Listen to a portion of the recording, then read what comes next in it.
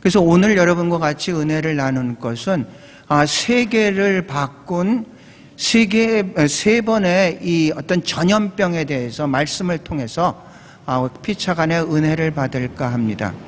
전염병이라고 오늘 우리가 읽은 개역개적 성경에는 전염병이라 했는데 개역 성경이나 공동번역 이런 데를 보면은 전염병이라 연병이라고 이렇게 했습니다. 연병. 우리 어떤 사극 같은 데서는 역병이라고도 이렇게 얘기를 합니다. 전염병에서는 WHO 세계보건기구에서는 이 어떤 위험 수치에 따라서 6단계로 이 전염병을 분리를 합니다. 1단계는 가장 약한 거고 6단계는 가장 강한 겁니다. 가장 강한 데가 그 6단계를 팬데믹이라고 한다. 팬데믹이라고 얘기합니다. 팬이라는 것은 PAN이라는 것은 all이란 뜻입니다. 모두란 뜻이고 데믹이라고 하면 네모스 해가지고 사람이란 뜻입니다. 그래서 팬데믹이라는 것은 모든 사람들에게 영향을 끼치는 그런 전염병을 팬데믹이라고 얘기를 합니다. 우리는 6단계의 이제 팬데믹에 이렇게 와 있습니다. 이 코로나 같은 것은 코로나19는 6단계이고 이 전에 있었던 사스 같은 거는 한 5단계로 에피데믹이라고 합니다. 그 정도 됐는데 그러니까 에피데믹이란 건 지역적으로 발생되는 겁니다. 전 세계로 퍼지는 것이 아니라 어떤 지역에서 발생돼서 그 지역 어떤 범위를 세계로 퍼지지 않고 그 지역에 국한된 그런 전염병을 에피데믹이라고 하는데 이게 이제 더 한 단계 올라가서 팬데믹으로 해서 모든 사람들 인류에 사는 모든 사람들에게 영향을 미치는 그런 전염병이라고 합니다. 인류 역사를 보면 크게 세 번의 이제 이번까지 해서 이 팬데믹의 현상이 일어났습니다. 첫 번째가 바로 우리가 알고 있는 이제 흑사병입니다. 오늘의 본문을 다시 한번 같이 읽어볼까요? 같이 한번 다시 읽어보겠습니다. 지존자의 은밀한 곳에 거주하며 전능자의 그늘 아래 사는 자여, 나는 여호와를 향하여 말하기를 그는 나의 피난처요 나의 요새요 내가 의뢰하는 하나님이라 하리니 이는 그가 너를 새 사냥꾼의 올무에서와 심한 전염병에서 건지실 것이다. 1절을 보면 지존자란 말을 써서 하나님은 지존자가 the most high라고 썼고요. 그 다음에 전능자 Almighty라고 써서 1절은 하나님의 속성에 대해서 얘기하고 그 하나님이 2절에는 나의 하나님이다 라는 걸 고백하고 3절 이하로부터 13절까지 나면 그 하나님이 너를 고쳐주실 것이다 이런 패턴으로 나와 있습니다. 1절에서는 하나님이 어떤 분이신가를 고백하고 그 하나님이 나의 하나님인데 나의 그 하나님이 너를 고쳐주실 것이다 이렇게 얘기를 합니다. 그 중에서 이제 전염병이라는 단어가 나옵니다. 성경에는 전염병이 한 45번 정도 나오는데 여기에서만 시편 91편만 여기에 3절에서도 나오는데 6절에서도 전염병에서 하나님이 나의 하나님이 너를 고쳐주실 것이다 이런 표현이 있습니다. 세 가지의 이제 그 세상을 바꾼 세 가지의 전염병에 대해 첫 번째 이제 전염병이 패스트 흑사병이라고 얘기를 합니다. 두 번째 전염병은 여러분이 잘 모르는데 굉장히 중요한 스페인 독감이라고 합니다. 세 번째 전염병은 이제 우리가 아는 그 팬데믹이죠. 세계 다 팬데믹입니다. 코로나19를 얘기를 합니다. 첫 번째로 우리가 볼 것은 패스트의 그 전염병, 흑사병이라고. 이것은 이 14세기에 이제 유럽에서 번지기 시작해가지고 왜 흑사병이냐면 이 패스트균에 걸리면은 흑사병이 이 사람이 죽어가는데 다 신체가 까맣게 돼서 죽게 된다고 해서 이제 흑사병이라고 얘기를 합니다. 흑사병의 어떤 시작은 이제 동양 쪽에서 이제 서양으로 들어갔고 그 주 원인이 이 쥐라고 합니다. 쥐에 있는 벼룩 같은 것들이 이제 서양으로 가서 이게 흑사병의 원인이 되었다.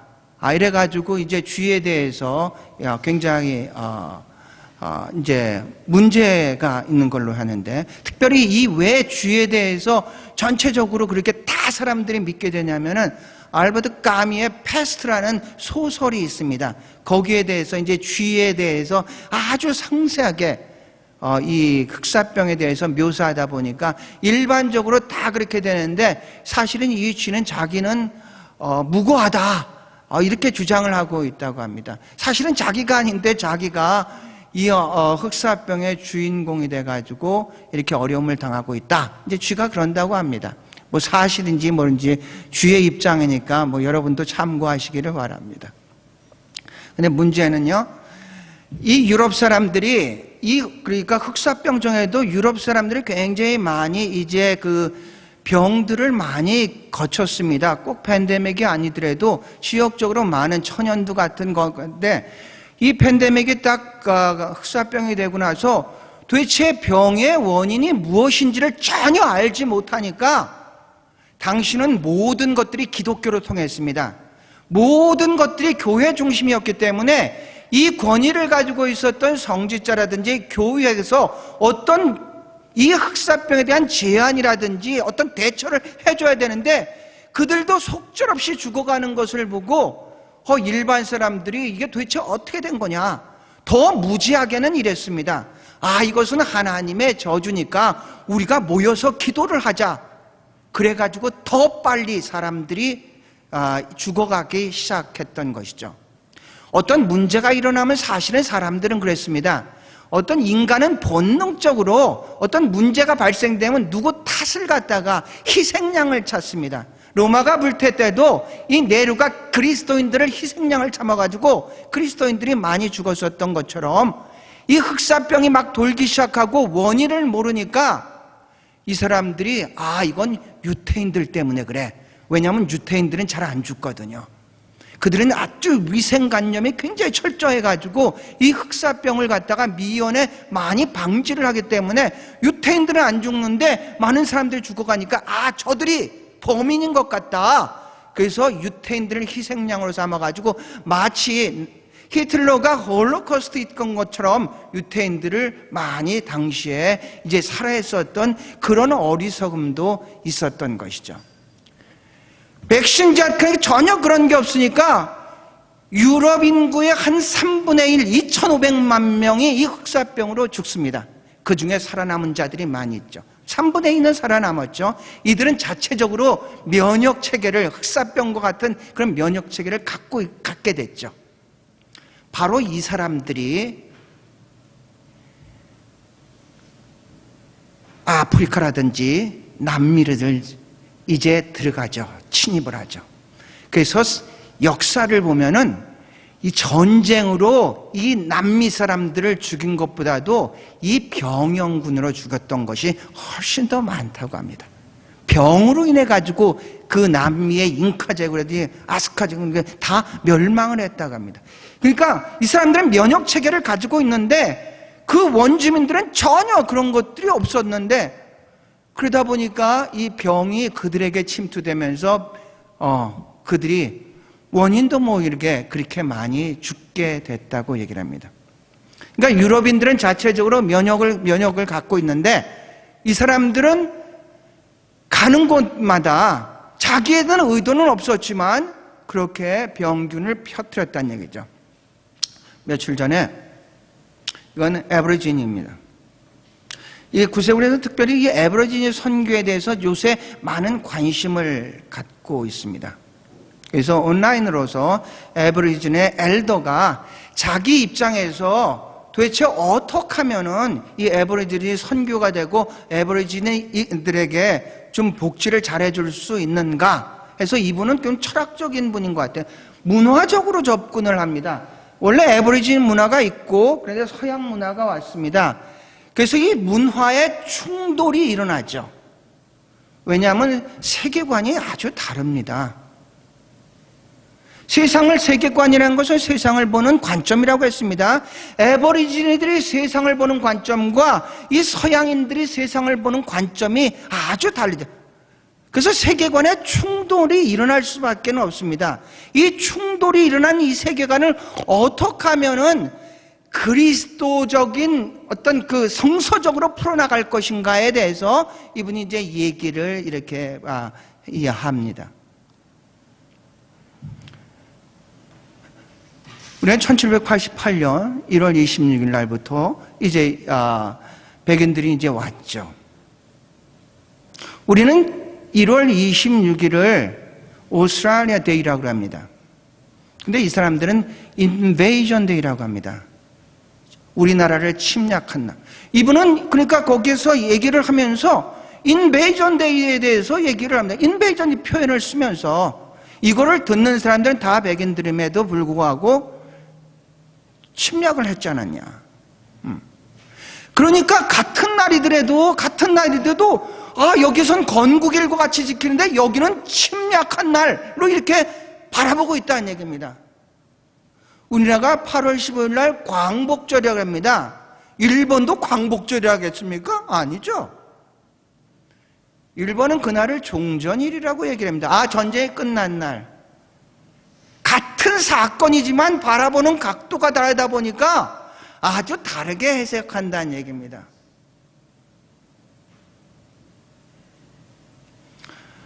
이들이 백인들이 왔을 때 이 총칼로 죽인 것보다도 이 전염병으로 이 애버리진이 죽은 숫자들이 훨씬 많다고 합니다.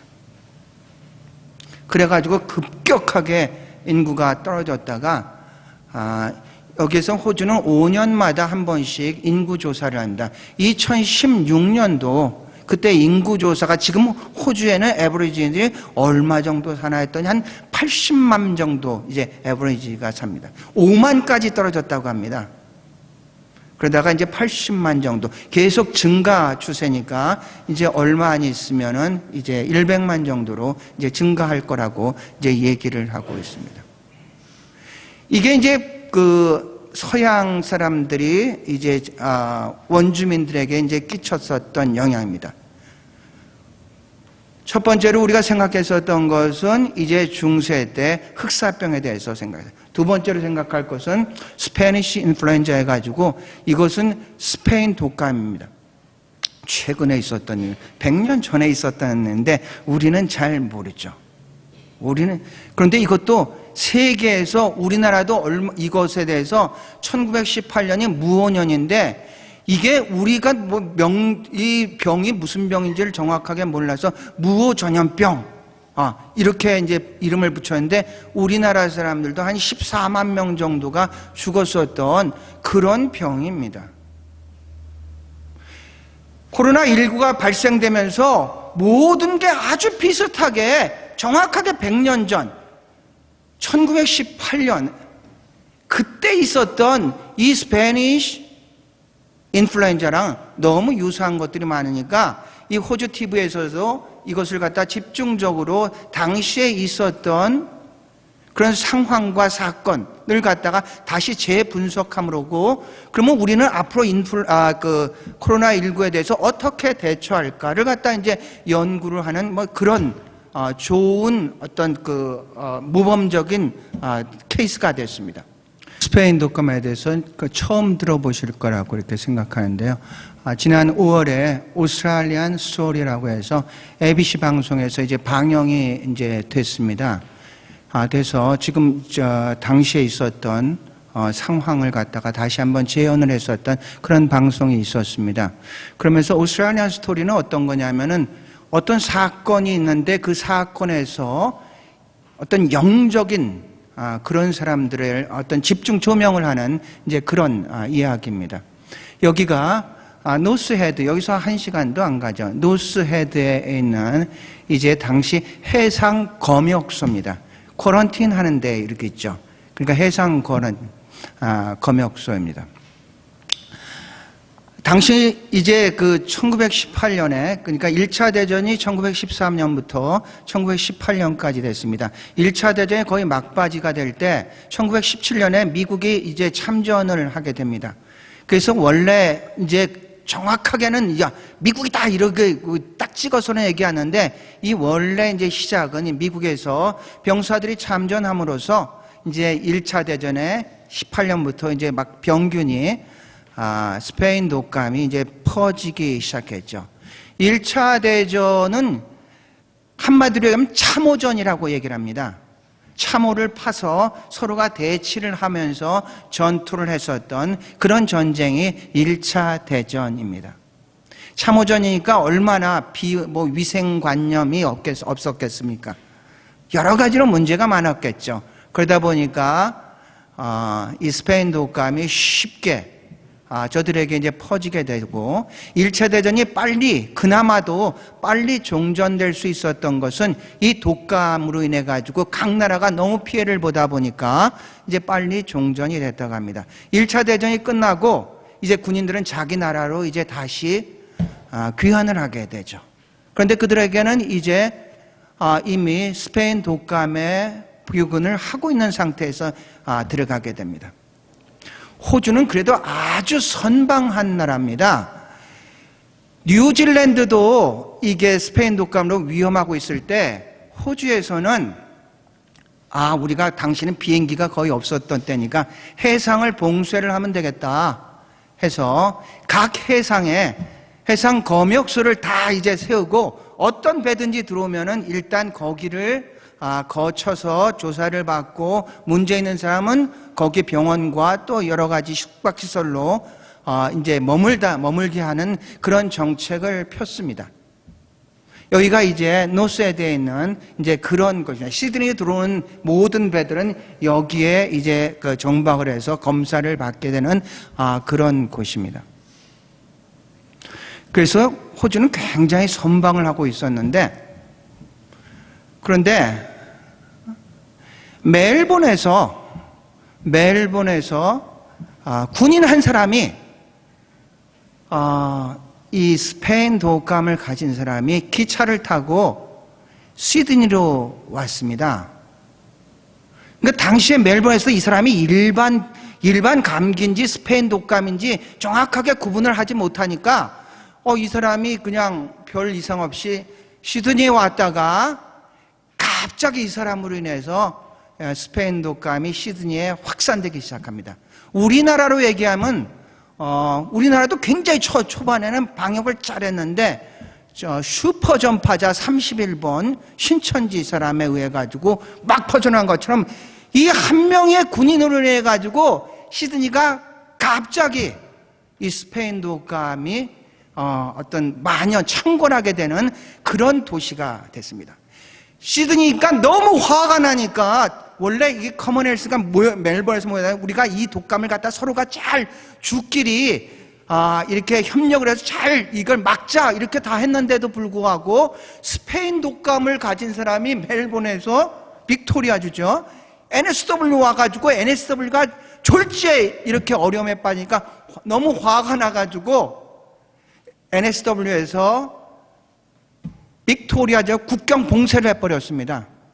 그때부터 이제 국경 봉쇄라는 게 요번에 나온 게 아니라 그때부터 이제 국경 봉쇄를 딱 하니까 그러니까 이제 막 이게 어떤 도미노 현상을 일으켜가지고 저쪽 퀸슬랜드에서는 NSW주 국경 봉쇄, 저기 사우스 오스트레일리아에서는 빅토리아주 국경 봉쇄 이래가지고 이제 국경 봉쇄가 이제 막 되게 됐습니다.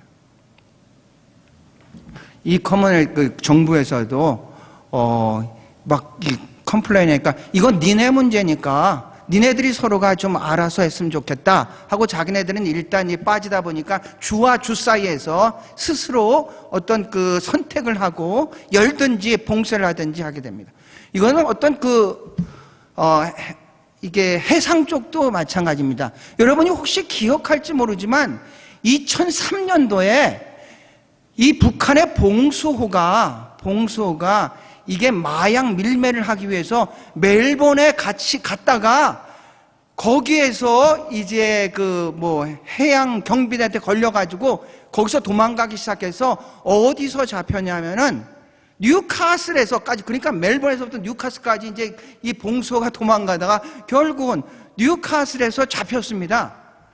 그래서 재판을 어디서 받았냐면 저기 시티에는 센트럴 코트가 있습니다. 이제 센트럴 코트에서 이제 재판을 받았습니다. 그게 3년 3월에 있었던 얘기인데 갑자기 전화가 왔습니다. 센트럴 코트에 이 구세군 사관님 채플린이 있는데 전화가 와가지고 오늘 봉수 북한 사람들이 재판을 받는데 네가 좀 와가지고 이렇게 좀 도와줬으면 좋겠다. 그래서 이제 갔습니다. 이제 그 법정에 이제 딱 이제 북한 사람들이 있고, 이제 통역도 다 있고, 뭐 저는 이제 이분이랑 이제 얘기를 하면서 이제 보고 있었죠. 막무가내죠. 북한은 당시에 이 호주와 북한과 이제 국교가 이제 터져 있습니다. 2002년부터 이제 대사관이 캔버라에 있었습니다. 그러니까 이 사람들은 질문화돼서 우리는 그런 적 없다. 그러니까 이 사람들은 그 봉소를 타고 가면서 모든 증거될 걸 받았어 그랬는데 다 던져버렸죠. 우리는 그런 적 없다. 우리는 그런 사람들은 아니다. 그러면서 계속해서 얘기를 하는 게 똑같은 얘기입니다. 우리 대사를 불러달라. 우리 대사를 우리는 죄가 없어요. 우리 대사 그 얘기만 계속 반복을 하는 겁니다. 그러다가 이제 이 재판관도 더 이상 뭐 할 얘기가 없으니까 그 센트럴 코트 밑에 보면 이제 형무소가 아니라 이렇게 이제 그렇게 감옥 같은 게 이렇게 있습니다. 그래서 이제 이 사람들은 이제 글로 보내고 그리고 이제 센트럴 코트에서는 더 이상 진행을 하지 않고 이 사건은 원래 멜번에서 시작했으니까 우리가 할 게 아니라 멜번한테 이관을 하겠다. 그리고 이제 이관을 했습니다. 근데 사관님이랑 저랑 이제 거기 있으면서 이 사람들이 북한 사람이니까 이 사람 복음을 전해야 되지 않느냐. 그래가지고 이제 그 감옥으로 밑에 지하에 있습니다. 이제 갔는데 이 사람 말 자체를 이제 안 듣고 뭐 대꾸도 안 하고 이런 사람이거든요. 그래가지고 제가 좀 꾀를 냈습니다. 이 사람 질문하면 대답을 안 하니까 제가 이렇게 질문했습니다. 아이고, 원산에서 오셨나 보죠? 그랬어요. 그랬더니 한 사람이 아니요, 남포에서 왔습니다. 남포에서 왔습니다. 이제 그러더라고요. 그러니까 지금 여기에선 이 같은 나라지만 이 여러 가지 사건이 있으면은 거기서 발생된 것은 이제 글로 이제 돌리기는 그런 것들이 있습니다. 자, 여기에서 보면은 당시 상황입니다. 이번만 마스크를 쓰는 게 아니라 당시의 상황. 간호사들입니다. 오스트라리아 스토리에서는 간호사 중에 한 사람이 한 사람이 이제 여기를 돕다가 이제 스페인 독감에 걸렸습니다. 그래서 막 죽어가기 때문에 이 사람이 카톨릭에서는 마지막 어떤 고해 성사 같은 게 있다고 합니다. 그래서 제발 좀 신부님 좀 오게 해달라. 마지막 내가 고해 성사할 게 있다. 그런데 신부님이 들어오지는 못했습니다. 그리고 이분은 이제 돌아가셨고 거기에 많은 초점을 맞췄습니다. 그러니까 그 영웅이라는 것은 꼭 전쟁에서 이기고 뭔가를 승전을 한 게 아니라 바로 이런 사람들이 영웅이 아니겠느냐. 이제 이런 얘기입니다. 많은 간호사들이 이렇게 유일하게 이들이 할 수 있는 것은 바로 이제 마스크뿐이 없었습니다. 자, 그래서 이제 스페인 독감이 이제 그런 경우가 있었다는 거고, 이제 마지막 우리가 볼 거는, 이제 보니까 5명, 전체, 호주 전체가 이제 5명인데, 아까 말씀드렸던 것처럼, 영국은 한 5만 명, 미국은 한 14만 명, 거기서 죽는 사람이 하루에 죽는 사람입니다. 미국은 한 1000명, 영국은 500명, 뭐 엄청나게 주죠. 우리랑은 전혀 이제 관계 없는 거라고 생각하는데, 이제 사실은 이제 그렇지 않다는 얘기입니다. 여러 가지로 이제 많은 문제들이 이제 이렇게 일어나고 있습니다. 오늘의 본문을 보면요. 하나님은 지존자의 은밀한 곳에 거주하고 전능자의 그늘 아래 사는 자.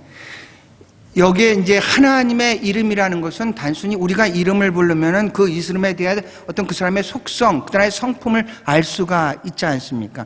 하나님의 이름은 이제 여러 가지가 있는데 크게 2가지를 알면은 하나님이 어떤 분이신지를 알습니다.